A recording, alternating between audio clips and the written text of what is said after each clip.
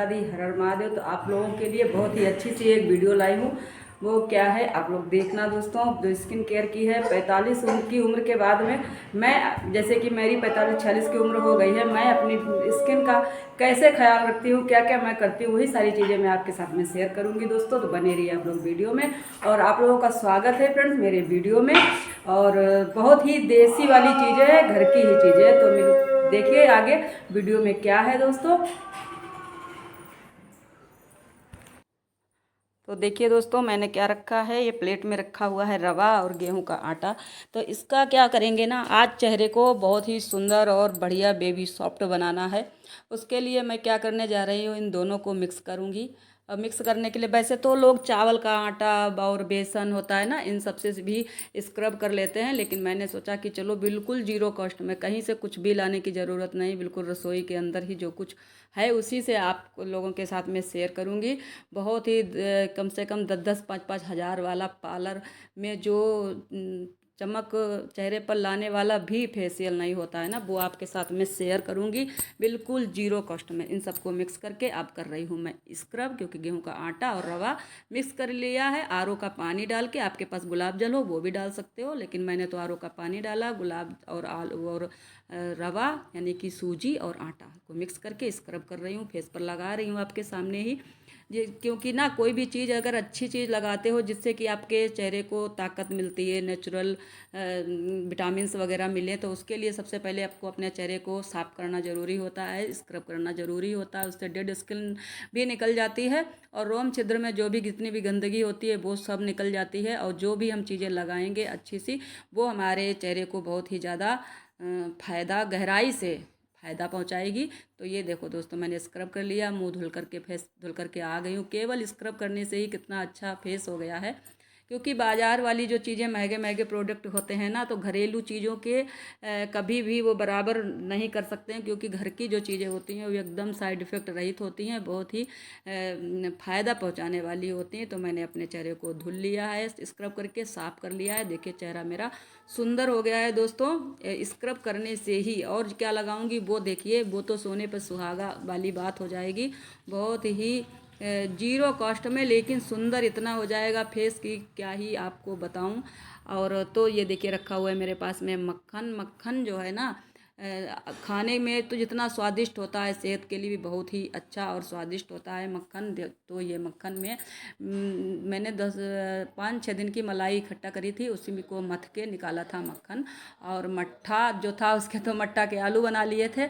और ज़्यादा दिन की मलाई इकट्ठा करके मक्खन निकाल के ना लगाएं, क्योंकि फिर वो ख़राब हो जाती है। वो ताजगी जो फ्रेशनेस में जो बात होती है, वो बासी चीज़ों में बात नहीं होती है। तो आपको हमेशा फ्रेश चीज़ का ही इस्तेमाल करना चाहिए। तो मैंने 4-5 दिन की मलाई इकट्ठा करके ही मक्खन निकाला था। तो ये मैं आ गई हूँ दोस्तों। मक्खन में बहुत अच्छी अच्छी चीज़ें होती हैं। देखिए विटामिन ए और ई होती है, जो कि त्वचा को नेचुरल नमी प्रदान करती है, झाइयाँ झुर्रियाँ सब दूर करती है।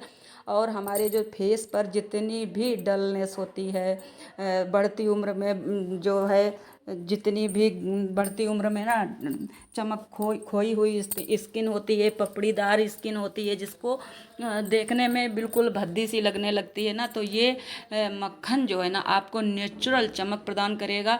और विटामिन ई और ए जो होती है ना, गहराई से आपके रोम छिद्र में जा कर के आपकी स्किन को बहुत ही मॉइस्चराइजर करेंगे और बेबी सॉफ्ट स्किन बनाएंगे। और ये धूप से जो जली हुई स्किन होती है, इससे इसको लगाने से उसमें भी शांति प्रदान होगी। आपको अपने चेहरे पर इतनी ठंडक लगेगी कि चेहरा आपका कितना अच्छा, मतलब एक सुकून सा, आराम सा आपको लगेगा। तो दोस्तों आप जो है ये वाला फेस पैक कहिए या स्किन के लिए टॉनिक कहिए, ज़रूर इस्तेमाल करिए, जो कि ये बहुत ही अच्छा होता है। और इधर उधर से कहीं से लाने की आवश्यकता नहीं है। और बहुत ही हमारे देखिए पुराने ज़माने में जो हमारी दादी नानी चाची होती थी, तो उनके पास कौन सी बहुत ही महंगे महंगे प्रोडक्ट होते थे। वो तो इन्हीं चीज़ों का इस्तेमाल करती थी। बालों को मट्ठे से धो लेती थी, बाल कितने लंबे काले घने सुंदर रहते थे। और जो मट्ठा वगैरह जब फिराती थी तो उनके हाथ चिकने होते, जो मक्खन निकालती थी वही हाथ फिर अपने फेस पर, हाथ पैरों पर लगा लेती थी, तो उनकी स्किन कितनी बेबी सॉफ्ट सुंदर सी होती थी। और पहले के ज़माने की औरतें कितनी सुंदर होती थी। कौन सा वो बहुत महंगे महंगे प्रोडक्ट इस्तेमाल करती थी कि पार्लर में जाती थी, उनका तो कोई नहीं कहीं जाती थी, वो घर की ही चीज़ों से बेचारी, तो वो गांव में तो वो गोबर वगैरह पाथती थी और मट्ठा अट्ठा फिराया, और वो यहाँ और उनके हाथ वगैरह गोबर के हाथ तो ख़राब हो जाते हैं, लेकिन फिर भी वो मक्खन वगैरह लगा लेती थी, उसी से वो सही हो जाती थी। तो पुराने ज़माने की जितनी भी चीज़ें होती हैं सब अच्छी होती हैं, पुराने ज़माने के जो संस्कार होते हैं वो भी अच्छे होते हैं। तो दोस्तों देखिए, मैंने जो है मक्खन लगा करके आपको दिखा दिया है। अब आधे घंटे तक लगा करके रखूँगी।